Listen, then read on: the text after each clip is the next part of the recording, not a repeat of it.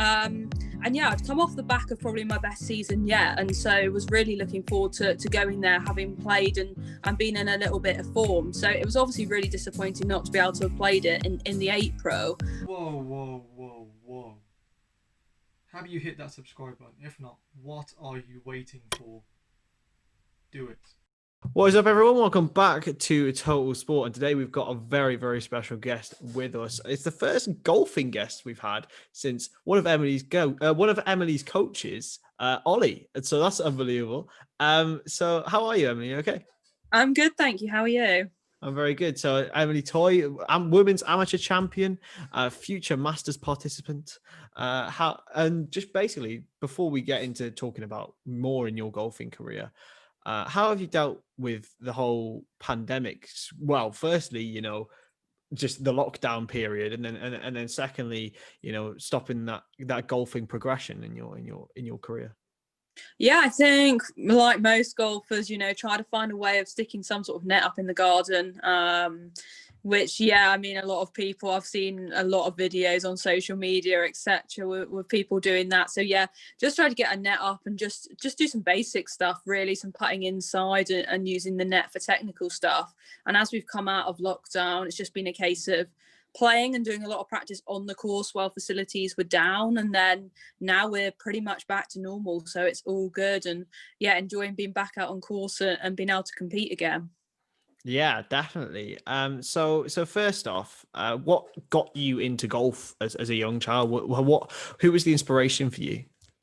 Yeah, so I've always played a lot of sports. I've always played all different sports, growing up. And my granddad actually played golf, and he kind of just said, come along to a little open session down at his golf club, little 9-hole golf club down in Cornwall. And yeah, I got hooked from there, really. So that was how everything got started. Yeah. So would you say that your granddad was sort of the first person to get you into it, and then from that, what did you take from that session, for example, that really got you hooked? Yeah, I mean, it's going back a while now. It must have been a good 12 years ago.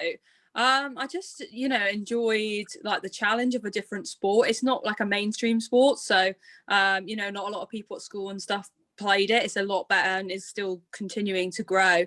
But it was it was just a challenge. It was just being outdoors. I love being outdoors anyway, so that just worked perfectly. And I don't know, it just kept my focus. Obviously it's quite a long game, so keeps you busy, keeps you on your toes, and obviously being challenged, day in, day out. Yeah, definitely. So growing up, was it always an ambition to become an amateur golfer first off, and then in the future a professional golfer? And was that an immediate click in your mind, or was it something that came through time? Yes, I started golf probably when I was 8, so some time ago now. But as I was saying, I played a lot of sports, and I played county badminton up until I was about 15. So at that point, I didn't know that golf was sort of something that I was going to pursue down the line. So I just continued playing my sport as I was doing, and kind of got to probably 15, 16, and I was actually like, this is, if I need this, it was the kind of switch. I either needed to push on and make it my kind of aim and my goal to do as a career, or I would have wandered off in a different direction. So I kind of got my head down. I decided to concentrate solely on golf at that point, and kind of gave up the other sports and yeah, pushed on from there, really. And then up until kind of probably only a couple of years ago, it was actually like, yeah, professional life is kind of something that I want to pursue. So just working towards that now, and hoping to probably turn pro at the end of next year. Yeah. So would you say that playing a lot of sports as a youngster would be something to encourage for any young aspiring sports person? Yeah, I think 100%. Yeah, I mean, if nothing else, you've got kind of the fitness side of it, and that side of it that is only going to benefit if you obviously make the decision to go and play golf. But also, there's a lot of transferable kind of positions in different sports. I know a lot of people, a lot of coaches like to use kind of tennis as an example of how to put topspin and stuff like that on shots. So I think for 100% is to get into sport, whatever sport that might be, and go from there. And it might be actually that golf isn't for you, but it could be that you use golf as a way to get through into a different sport. So I think 100% get involved in sport. It's great socially, it's great physically, it's good mentally. So yeah, 100%. I would definitely be saying to keep stuck in there with the sport. Yeah, so moving forward as a young female golfer, which female golfers in particular did you look up to, and do you look up to now, as a sort of an aspiring star of playing an aspiring character? Yeah, so when I was younger, I didn't really watch a lot of women's sport, but kind of Mel Reid 100% is someone that I've kind of looked up to. She's been on tour now for a little while. So as I was growing up, she was definitely someone that I was kind of looking towards. But as I've got older and the kind of the pathway I've gone, definitely Georgia Hull is someone that I look up to and kind of hoping to follow in her footsteps a little bit. And obviously winning the Women's Am last year, as she did, 6-7 years prior. Yeah, she's definitely someone I look up to. Yeah, definitely. So moving forward, and when you're 17, you won the British Amateur Champion, one of the amateur championships. So what was that like for someone so young to go and win something like that? So when I was 17, I won English Girls. So I didn't win the amateur. No, you won last year, wasn't it? Yeah, so it was last year. English Girls when I was 17. So it was my last year as a junior. Yeah, and I kind of I was very desperate to get a win. I felt like I needed to win something just to prove to myself that kind of I was good enough and that I was going in the right direction. And then with the win last year, kind of came out the blue a little bit, to be honest. I was in my third year of university at Exeter, and so I was very busy trying to, complete my academics, and to win that event of all the events, kind of my maiden women's victory. Yeah, I couldn't have picked much better one. So I was dead chuffed with that, and then obviously to go on and get the exemptions that I did, and get to play Augusta next year is very exciting. So can't wait for that. Yeah. So moving back obviously to the coronavirus pandemic. Yeah. So how gutting was it to not actually feature at Augusta in April? I mean, it must have been something that you must have prepared for, and then for it to be taken away. How did you feel? Yeah, at that point, so when I first found out, obviously it was really disappointing. So obviously went into the lockdown in the March, and then Augusta was meant to be end of March, April. So it was very early on in the whole lockdown period. And yeah, I'd come off the back of probably my best season yet. And so was really looking forward to going there, having played and been in a little bit of form. So it was obviously really disappointing not to be able to have played it in the April. But then we soon found out that actually, everyone that had exemptions, it was going to skip over. So it's not going to be this October, November, whenever the Masters is this year, but it's going to be next April. So everyone that had exemptions will pass them over to 2021. So it was disappointing at the time, but now looking at it with the exemptions that I had, it's actually been really nice to kind of spread them out a little bit. So I've played British Open, I've played Evian, and I've got US Open this December, and then Augusta in next April. So it's actually worked really nicely that I've been able to spread the exemptions out a little bit longer, which is nice actually.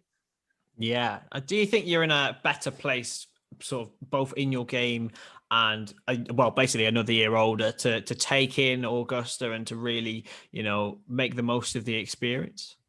Yeah, I think having this lockdown, it puts it a little bit into perspective actually, yeah, I'm playing golf as an amateur, and obviously I want to aspire and turn professional, but actually, to look forward and have these things to look forward to coming out of lockdown, and being able to spend lockdown doing, a bit of physical work, a bit more technical work that we don't usually get a great deal of time to kind of work on just because of the way the season works.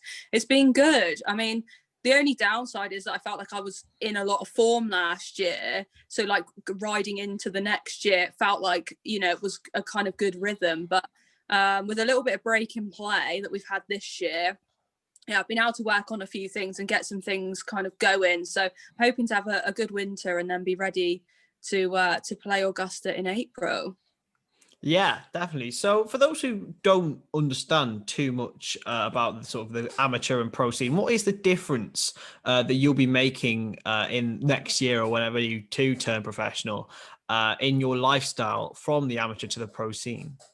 Yeah, so it'll be a lot more traveling. At the moment, most we have a lot of events in the UK, and then we go as far as Europe and play a lot in and around Europe and the UK. So yeah, if I turn pro, depending on kind of what tour I end up playing on and exemption criteria, etc., it's going to be a lot more traveling in Europe, a lot more traveling worldwide, which is exciting, but it's going to be different. I'm going to have to kind of really plan and get to grips with all that, but that's all very exciting and things to look forward to. And I'm actually about to earn some money, which will be nice, because I've been cruising. I've made it to 23 and I've just been kind of playing golf and stuff like that. So it'll be nice to actually try and make a little bit of return on that. So yeah, that will be exciting as well.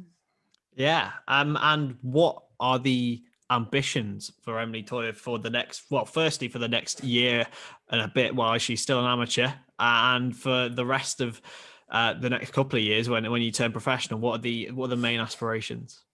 Yes, so first and foremost, finishing off kind of next year and finishing this year a little bit. So US Open December, which is another major, which is great for the experience. And then I've got Augusta, and then hopefully one of my main goals is to make Curtis Cup, which is, for those that don't know, Great Britain and Ireland play against America, similar to Ryder Cup and Solheim Cup sort of format. So that's going to be in August next year. So they're the kind of reasons why I'm staying amateur for the remainder of this year and next. And then moving forwards, I'll go to Q School in January 2022 and see how I get on with qualifying for European Tour, Ladies European Tour, and basically play it by ear. It's quite hard. I think it's only top 5 make it onto that tour, otherwise you end up on LET access. So that's the kind of aim, is to get on European Tour and then progressively down into LPGA a few years down the line from there.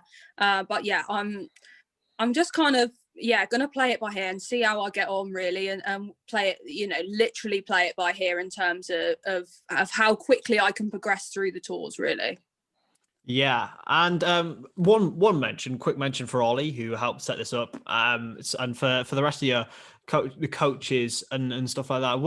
What's been the key for you in terms of finding a good coach, and what works for you as a player and a coach relationship?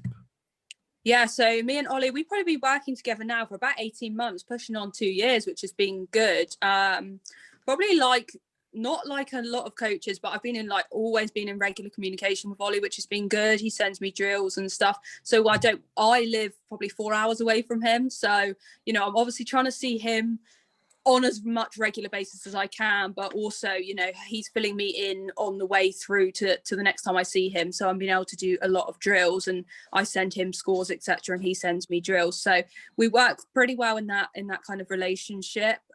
He actually came to Woburn when I played British Open, which was good, and we did some on-course stuff. I think that's really important.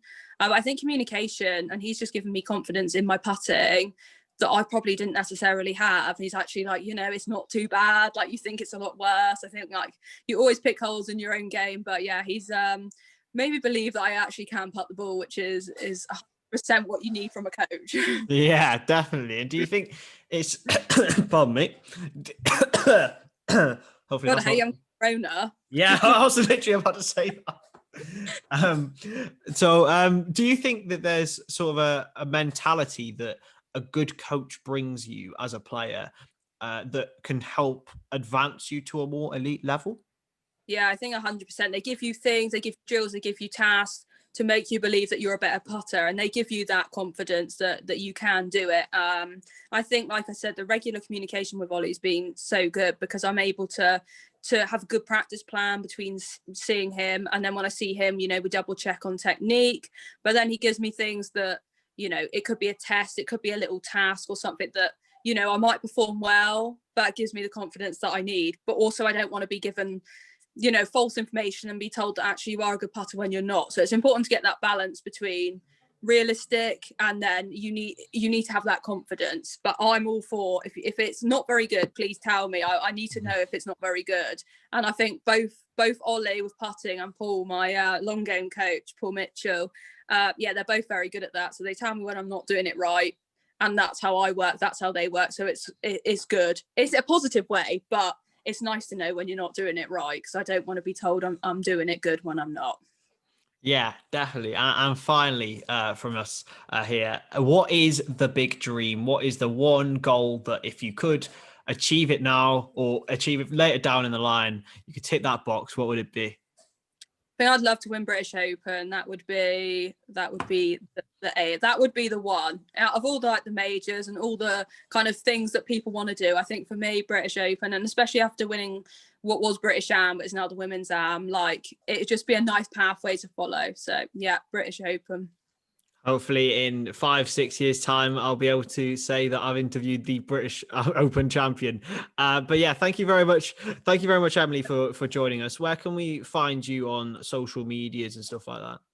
Yeah, so Twitter is Toy Emily 1, Facebook just Emily Toy, and Instagram is Emily Toy again. So yeah, pop me a follow if you like. Yeah, cracking. Great stuff. Thank everyone. Go drop Emily a follow. Wish you the best of luck for the rest of the year and for the Masters next year, next April, when that time comes around. Yeah, can't wait. Looking forward to it. Thank you very much, Chris. Cracking. Thank you very much. And we will see you all next time.